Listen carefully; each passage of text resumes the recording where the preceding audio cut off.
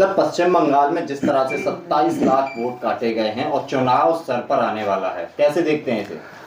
नहीं, देश में पहली बार लोकतंत्र की और देश के संविधान की हत्या खुलेआम चुनाव आयोग द्वारा की जा रही है।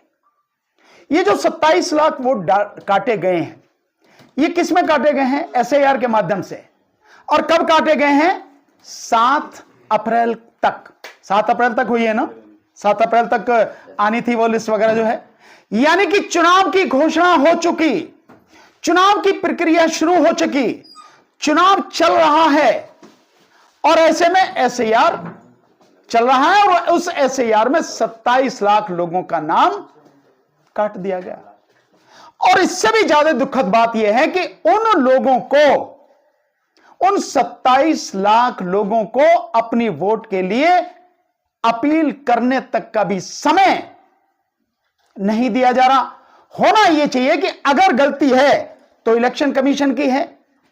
इलेक्शन कमीशन को इतनी जल्दबाजी क्या थी एसआईआर कराने की, जो पूरी तरह से गैर संवैधानिक और गैर कानूनी है।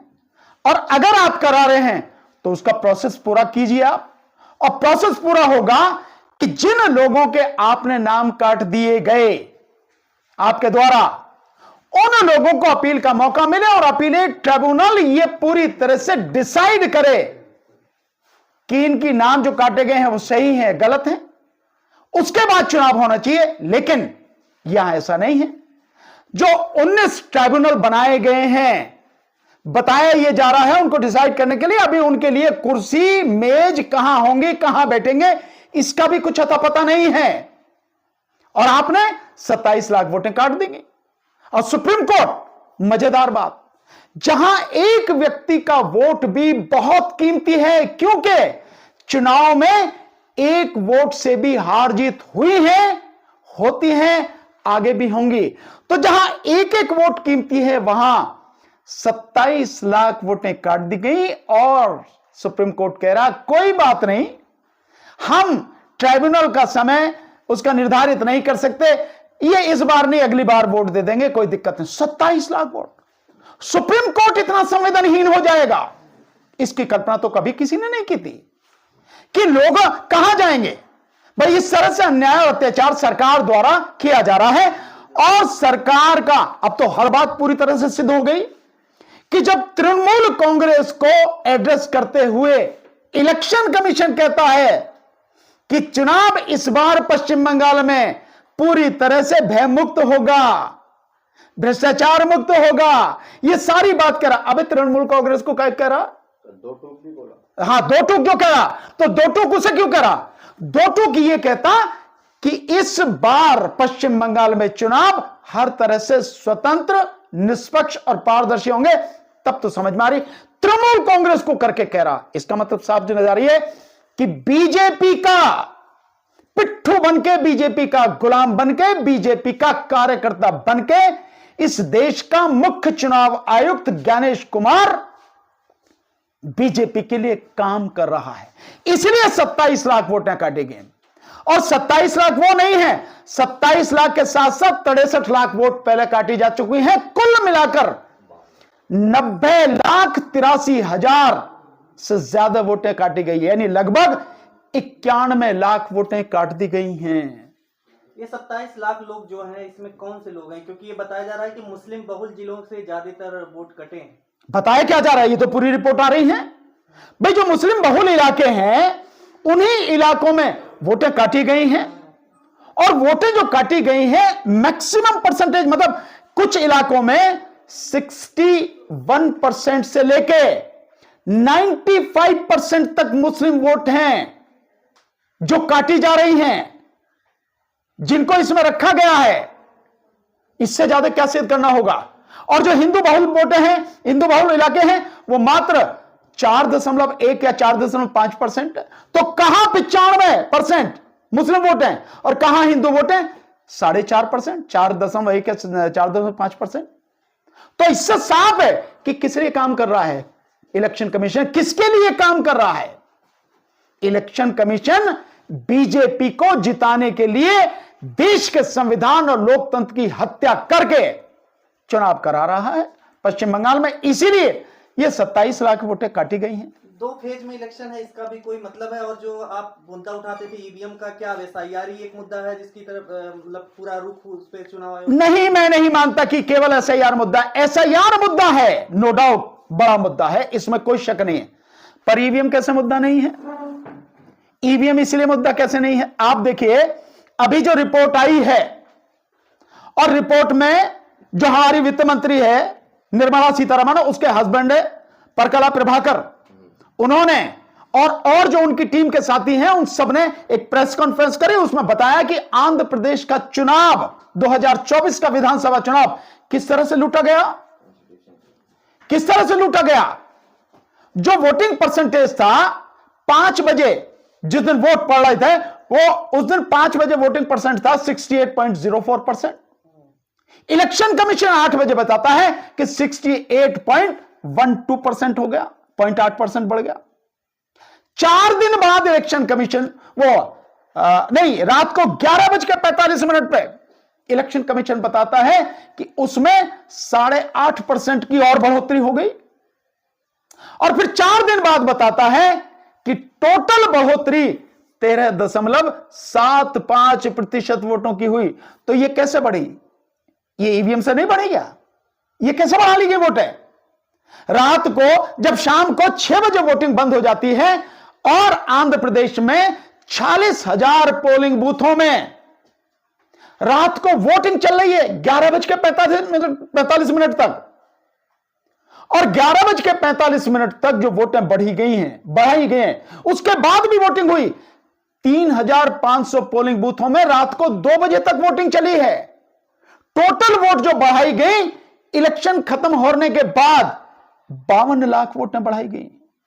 11:45 से 2 बजे के बीच में रात को वोटिंग हो रही है, अकेले इसी पीरियड में 17,20,000 वोटें बढ़ा दी गई आंध्र प्रदेश में। कैसे बढ़ाई है? ये ईवीएम का कमाल नहीं है क्या? और जिस समय लोकसभा का चुनाव हुआ, लोकसभा के चुनाव में 542 सीटों पर वोट पड़ी, केवल 4 सीटें ऐसी थी जिन पर जितनी वोटें ईवीएम में पड़ी उतनी ही निकली। 362 सीटें ऐसी थी जिन पर ईवीएम में जितनी वोटें पड़ी उससे कम निकली, और 176 सीटें ऐसी थी जिनमें जितनी वोटें पड़ी उससे ज्यादा निकली। तो ये ईवीएम का कमाल नहीं है तो क्या है? ईवीएम है, ईवीएम जिंदा है, बेईमानी के लिए इस्तेमाल हो रही है, लेकिन अब उसके साथ साथ वो वोट चोरी भी हो रही है, जिसको सबूतों के साथ, जिसका जवाब इलेक्शन कमीशन आज भी दे नहीं पाया। राहुल गांधी ने सबूतों के साथ वोट चोरी दिखाई, 6 सेकंड और ये बिल्कुल आप सही करें कि वो जो वोट डली है वहां पे आंध्र प्रदेश में, उन 3,500 बूथों पे 6 सेकंड में एक वोट डली, 6 सेकंड में एक वोट डली है। कैसे संभव है? आदमी जब बूथ में जाता है वोट डालने के लिए तो जाता है, पर्ची देता है, और पर्ची को वो देखता है जो अंदर बैठा है उसका इलेक्शन कमीशन का आदमी, और देखने के बाद निशान लगाता है, फिर उसके साइन कराता है, फिर उसको वहां भेजता है मशीन के पास।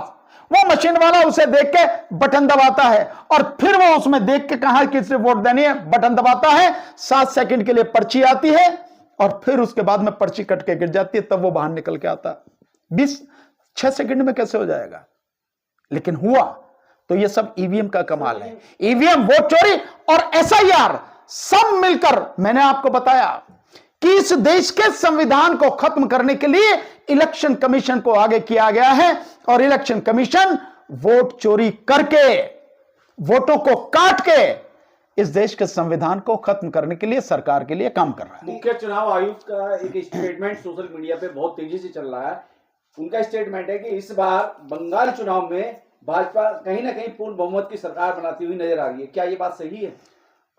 अगर ये सब कुछ सही है, इलेक्शन कमीशन अगर ये बात कह रहा है, वैसे तो इलेक्शन कमीशन को ये बात कहनी नहीं चाहिए। इलेक्शन कमीशन को क्या लेना देना है? इलेक्शन कमीशन का तो इतना काम है कि चुनाव पूरी तरह से स्वतंत्र, निष्पक्ष और पारदर्शी हो, उसका यही काम है। इसी का बंदोबस्त करना है। कौन हारेगा कौन जीतेगा उसे कैसे पता? और अगर इलेक्शन कमीशन यह बात कह रहा है तो इलेक्शन कमीशन को वाकई में पता होगा, क्योंकि उससे पता है 91 लाख वोटें वो काट चुका है जो बीजेपी के अगेंस्ट पड़नी थी, और बाकी मशीन उसके हाथ में है, जितनी चाहेगा वोट बढ़ाएगा। जैसे मैंने अभी आंध्र प्रदेश का उदाहरण आपको बताया कि जिस समय वोटिंग बंद हुई उस समय कितना परसेंटेज है और 4 दिन बाद कितना परसेंट, 13.75%, यानी लगभग 14% वोट बढ़ा दिया गया। तो ये तो इसके हाथ में, मशीन इसके हाथ में, जिसको जितनी वोट चाहे बढ़ा दे, जिसकी जितनी चाहे कम कर दे। सर लेकिन आपके हिसाब से क्या लग रहा है, अब एसआईआर में अब तो समय, मतलब जो वोटर लिस्ट में नाम चढ़ने थे चढ़ गए, अब तो वोटिंग है, तो इसके बाद क्या किसकी सरकार बनेगी? मैं नहीं जानता कि किसकी सरकार बनेगी, मुझे नहीं पता किसकी सरकार बनेगी, पर मैं इतना जानता हूं अगर निष्पक्ष चुनाव हो गया, जो कि होगा नहीं, ये मैं दोनों चीज साथ में कह रहा हूं, अगर निष्पक्ष चुनाव हो गया किसी भी प्रदेश में इंक्लूडिंग पश्चिम बंगाल, तो बीजेपी किसी सूरत में सत्ता में नहीं आ सकती पश्चिम बंगाल में। लेकिन मैं जानता हूं निष्पक्ष चुनाव होगा नहीं, बेईमानी से होगा, और इलेक्शन कमीशन का जो स्टेटमेंट अगर वो सही है उस हिसाब से सारी चीज हो गई, और 91 लाख वोटें काटी जा चुकी हैं, विशेषकर मुस्लिम इलाकों की काटी गई हैं।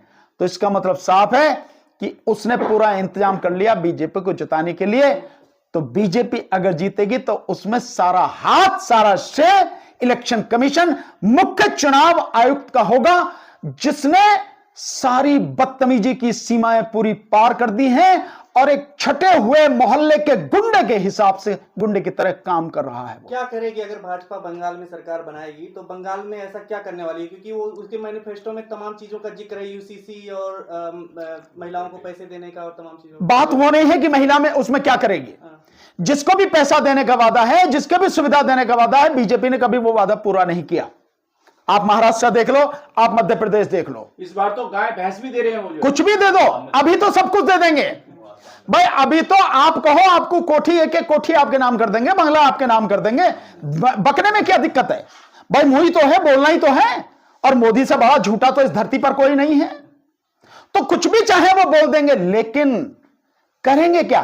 करेंगे कुछ नहीं, क्योंकि वोट चाहिए, उसके लिए आपको कुछ भी बोल देंगे जो आपका हो। जिस तरीके से बिहार में 10,000 रुपए देके लोगों से वोट खरीदा गया, क्या ऐसा भी कुछ है? नहीं, बिहार में 10,000 रुपए देकर वोटें उनको नहीं मिली।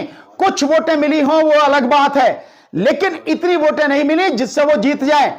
ये 10,000 रुपए की आड़ में जो एसआईआर के माध्यम से, ईवीएम के माध्यम से बेईमानी की गई, वोटें काटी गई, उस बेईमानी को छुपाने के लिए ये 6,000 की नौटंकी की गई। अगर आप देखो तो जैसा मैंने आपको बताया कि 128 सीटों पर बिहार में बीजेपी उन सीटों पर जीती है जिसमें एसआईआर के माध्यम से 13,000 से लेके 65-66,000 वोटें काटी गई हैं। 128 सीटें, 203 में से 128 माइनस कर दो, बीजेपी तो सैकड़ा भी नहीं छू सकती।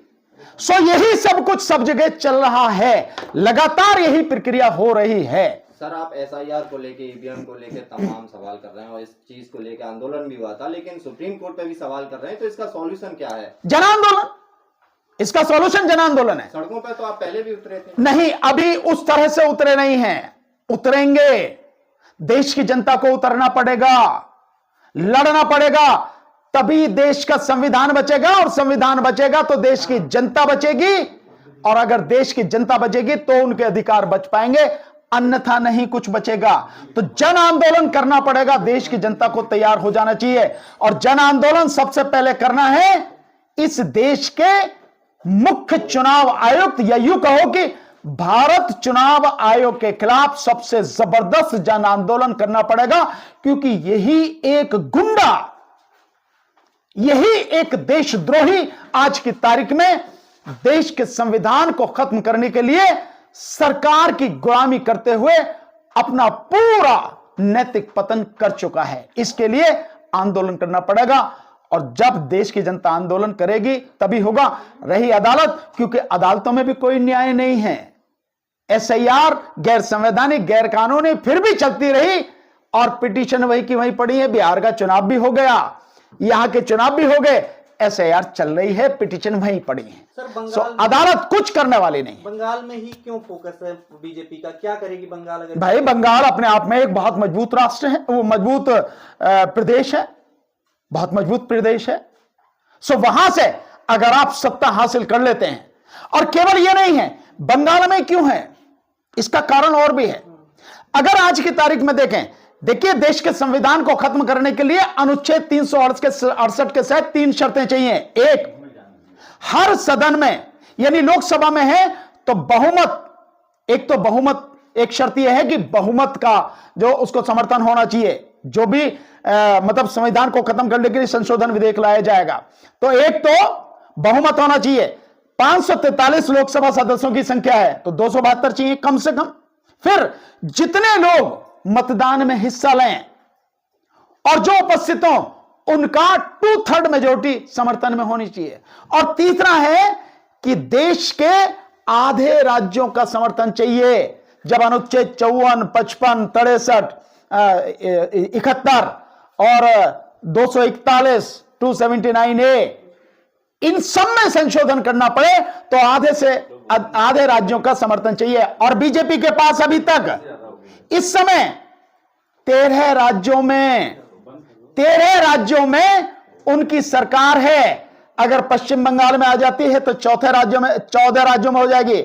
और 14 राज्यों में होने का मतलब यह है कि आधे राज्यों में सरकार हो जाएगी, तो संविधान खत्म होने की स्थिति बहुत नजदीक है। इसलिए पश्चिम बंगाल को कब्जे में करने की सारी साजिश की जा रही है।